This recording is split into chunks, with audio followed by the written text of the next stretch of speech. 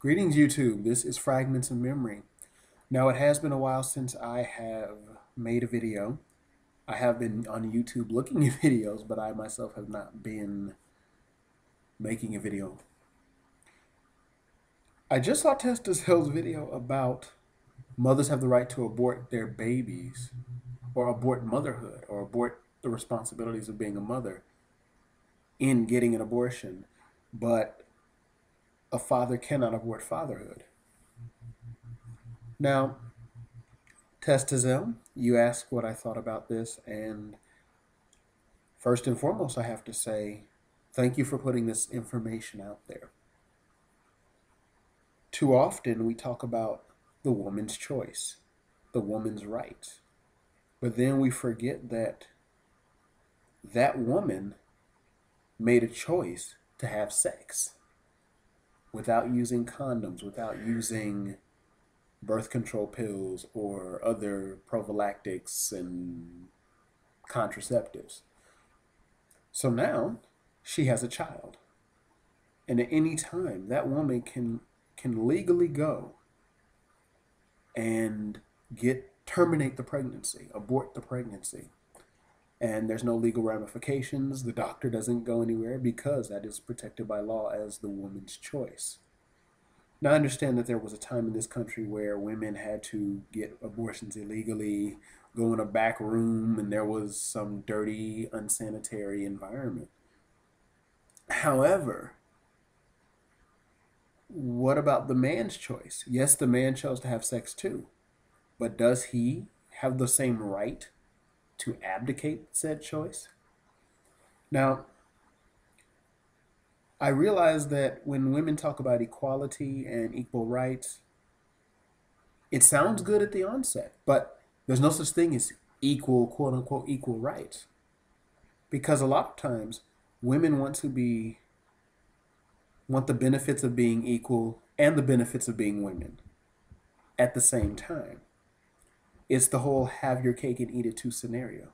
Now, let me just clarify, or let me give my disclaimer. When I speak generally and say women, I'm not going to point to all women. I will say there are many women who have that viewpoint of, I want the benefits of being a woman and the protection of being a woman, but I want the benefits of being a person with equal rights as well. And with rights come responsibilities, and many are not talking about responsibility, but instead they're focusing on only their rights, what they are entitled to, not what they ultimately are responsible for. To go back to Amazing Fantasy number 15, that was the very first Spider-Man comic book. Telling off on myself, I am somewhat of a comic book nerd. There was a line in there that basically said, with great power comes great responsibility. And people forget that, yes, I have the power to do anything I like, but I'm also responsible for the repercussions of me doing what I like will have. If I don't go to bed on time, I may be late for work the next day. If I don't wash up and brush my teeth, I'm going to be one bad smelling individual, and I may make a bad impression at the job interview, or even when I'm trying to gain the attentions or affections of a certain lady. And people need to realize that with doing what you want to do, there's always going to be responsibility. Now, I am someone that says yes. People do have the right to choose because I believe we are endowed with free will, free agency by the Creator, by God Almighty. So that is something that I believe in. However, there's still responsibility with that. And I think it is unjust. I think it is disingenuous for a woman to say, well, it's my body. I can choose to do with whatever I want it to do. Excuse me. It's my body. I can do with my body that which I choose to do. And okay, true. However, if you do what you want to do with your body, you have to face the consequences of you doing what you want to do with your body. If you engage in sexual relations, sexual encounters, without using any type of prophylactics or contraceptives, you're going to get pregnant. I think nature is set up in that way. Just as a man, if a man right now, if I as a man had sexual relations with a lady and she turned up pregnant and she decides, I'm going to keep the baby. Let's say I don't want to be a father. It doesn't matter. That woman is entitled to get child support from me. Now, I'm not a parent. I'm not a father, so I don't know anything about being a parent. However, I look at it from this perspective. I am held responsible for the child that she's chosen to have. I am held responsible. So if I don't pay any child support, if I don't offer any type of assistance to the child that I inadvertently made through my sexual encounter, I can be arrested. I can be fined. I can have my wages garnished. I can go through all sorts of legal and social hell, basically. Because from a social perspective, the court of public opinion, many people would see me as a deadbeat. The very terminology is loaded against men. However, let's say that woman and I that I had sexual relations with has the baby, decides to get an abortion.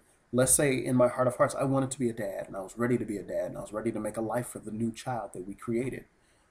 But she decides, you know what, I don't want to do it. I have no say in the matter. So much for freedom and equal rights, eh? So I think that, number one, this is somewhat the vestiges of feminism. And in fighting for the rights of both parents, both male and female, what about the kid that you inadvertently ended up making? What happens with that? He doesn't get a say any which way either. So where's that child say? Oh, I forgot he doesn't have mouth and ears yet because they haven't developed, or whatever the case might be. So I do think it's messed up that basically a man is at a disadvantage in that situation, that he can be he's a criminal either way. He's damned if he do, he's damned if he does, he's damned if he doesn't. And I'm a firm believer, I'm a strong believer that many women, and I guess the feminist culture at large, is very guilty of double speak, of talking out of both sides of their neck. It sort of goes back, it's one of those double bind, it's one of those double bind issues that men are caught up in. Just like when I talk about men and sexuality. And I think I've talked about it in past videos, or it's been on my mind a lot, where if a man desires sex and is assertive in expressing his sexual desires and wants, he's a pervert, he's creepy. However, if he doesn't seem to express sexual desire, he's either gay or afraid of women. So we walk a tightrope there. And then I think men walk a tightrope with the pregnancy abortion issue. So that's how I see it, Testizel. Thank you so much for at least you bringing the issue to the forefront. And thank you for at least giving me a little kickstart on some ideas. And be well, man. Take care.